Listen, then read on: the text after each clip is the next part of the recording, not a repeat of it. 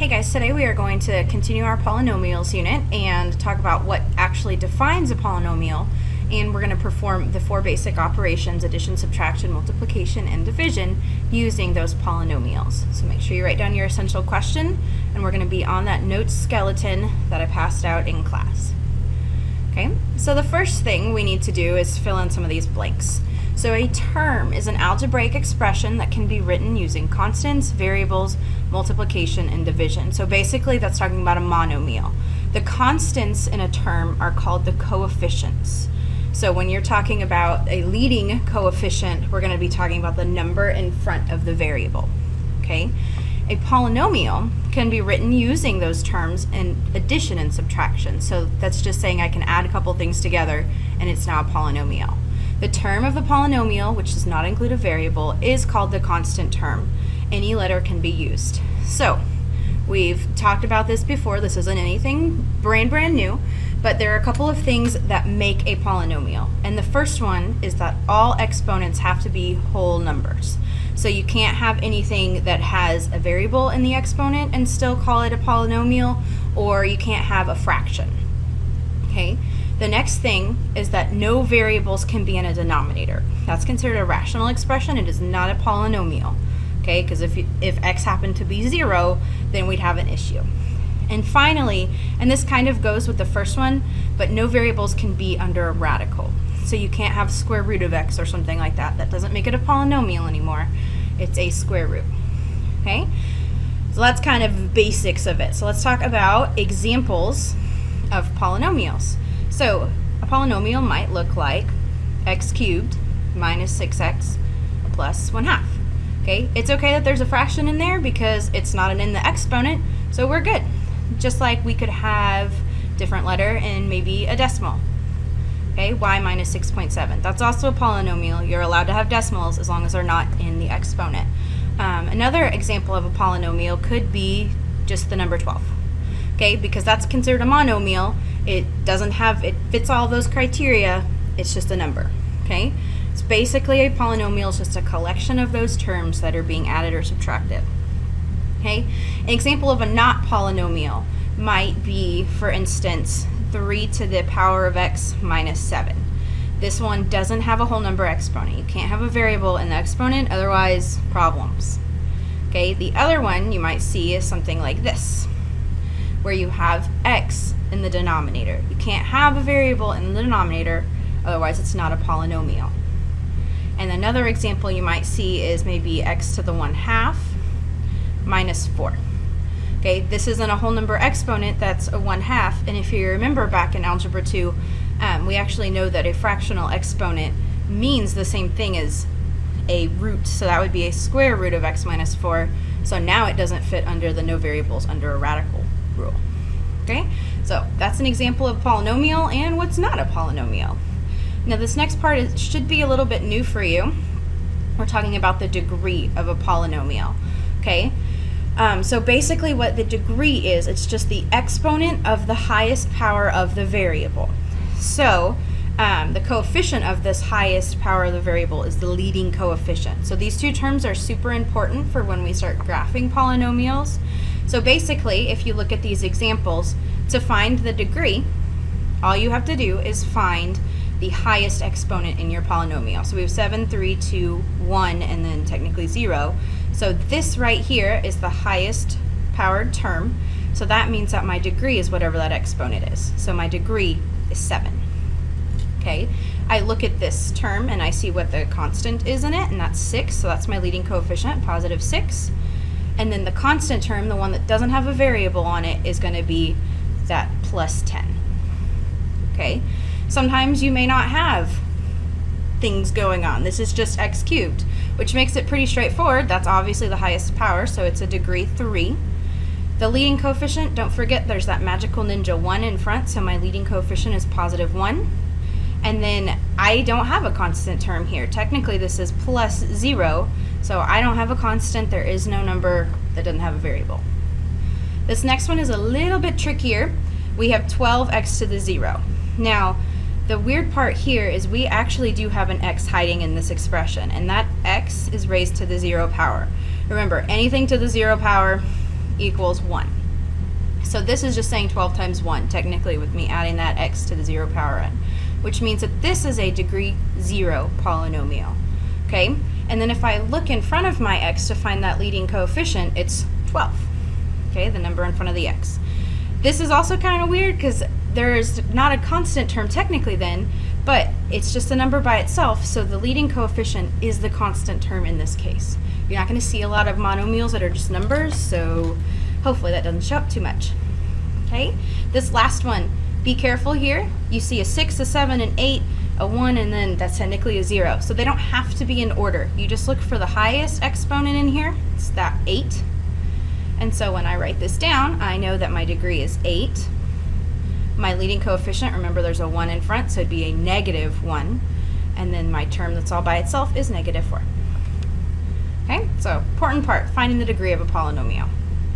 The polynomial functions that you've seen before, if they have a degree less than 5, you might see them called certain things. So first degree polynomials are called linear functions. So that would be like if you had y equals x plus 3. Okay, this right here, the highest exponent on the variable is 1, so that's just 1x, so we'd have a linear function. Okay, second degree polynomials are quadratic, so we've seen those too. We have x squared minus x plus 2. Highest degree is 2, so it's a quadratic function.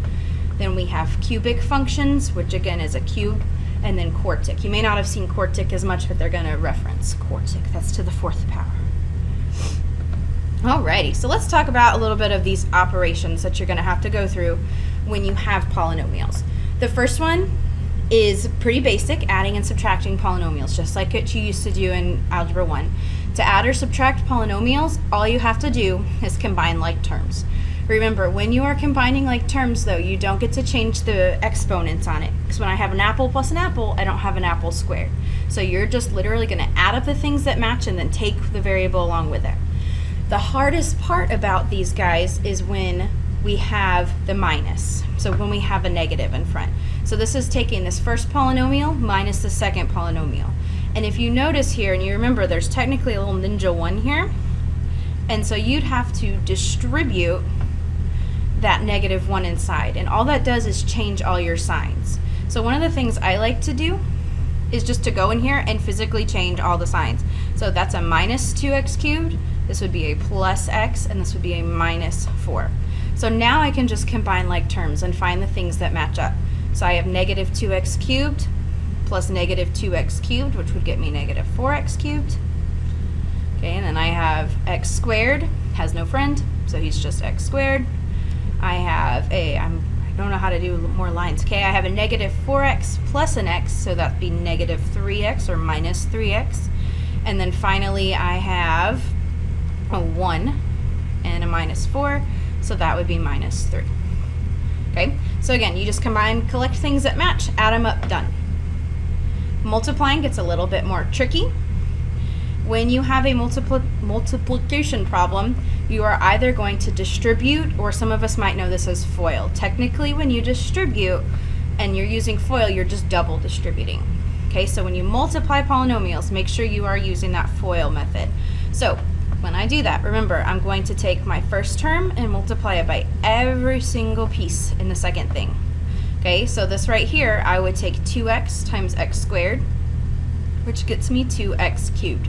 Remember, you have x to the 1, you add the exponents together. 2x times 3x is 6x squared. Okay, and then 2x times negative 5x is negative 10x.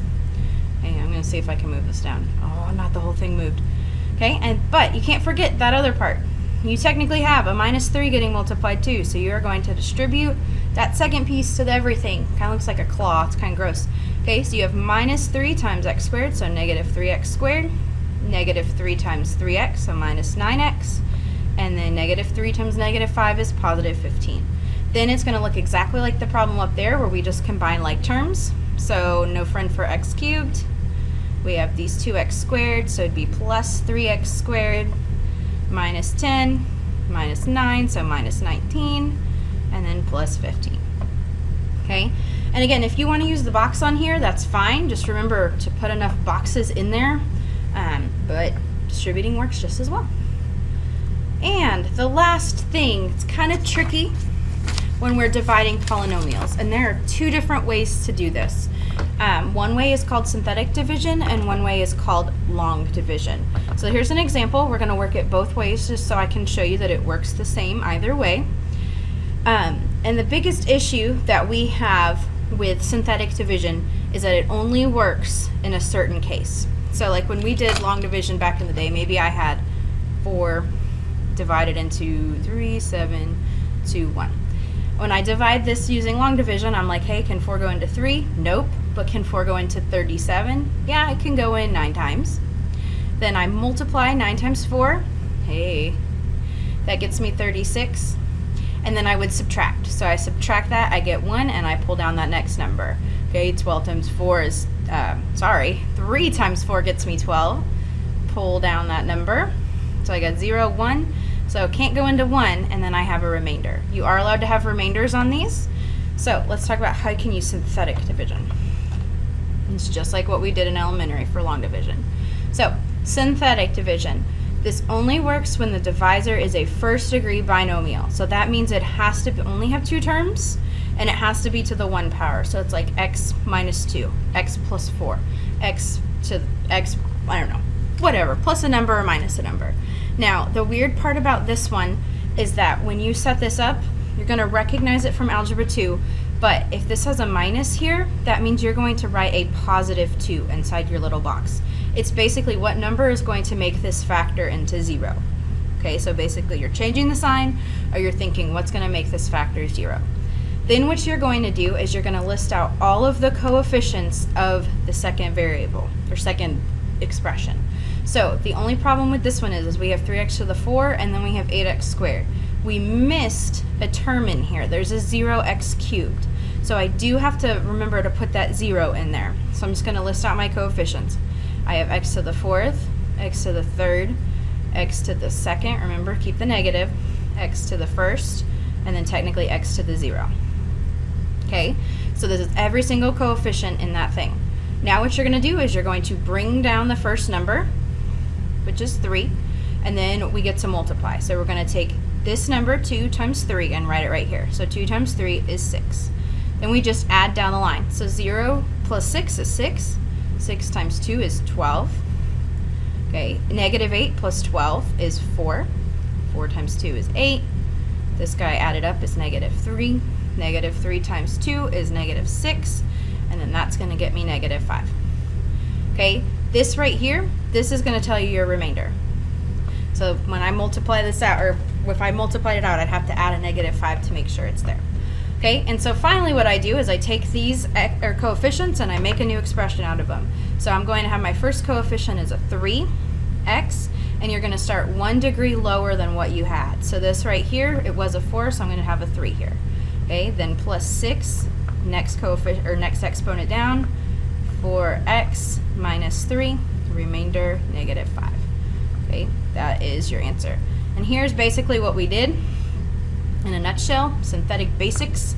We brought down our first number right here. We multiplied the 2 numbers together.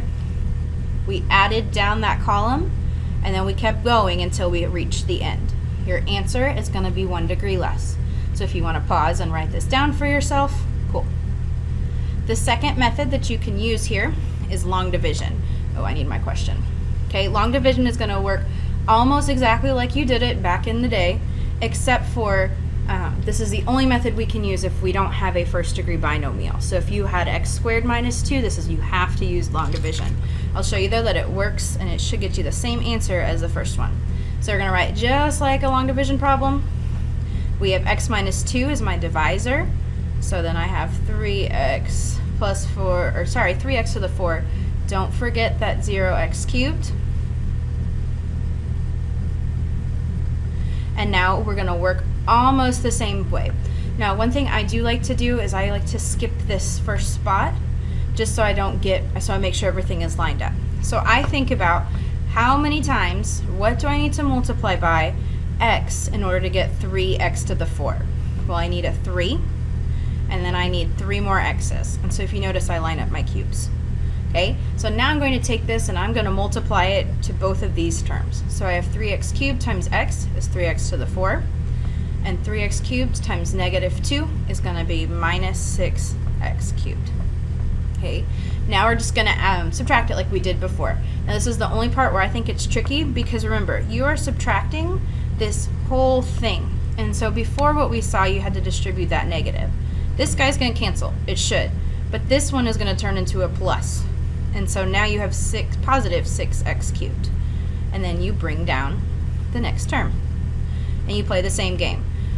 How many times does x go into 6x cubed? Well, it goes in 6x, and we need 2 more x's.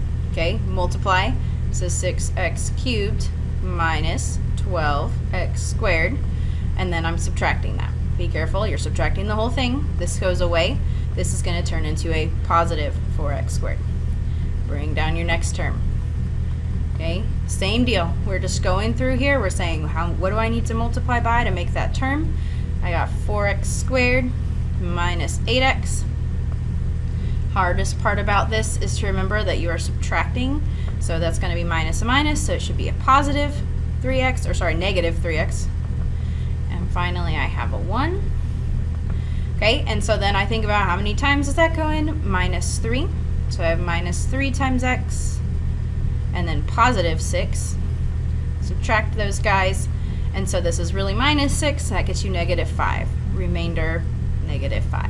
So if you look here, we got the same exact answer. The process was a little bit longer, but remember, this is the process you'll have to go through if it's not a first-degree binomial. So if they had wanted me to divide by something bigger. Okay, last but not least is how you can check your answer. So if you needed to check your answer, you weren't sure, you had some extra time on a test, you can take the answer that you got, multiply it by the divisor, so whatever they asked you to divide by, and then add that remainder, and it should get you your original problem. Okay, I hope you guys have a great night.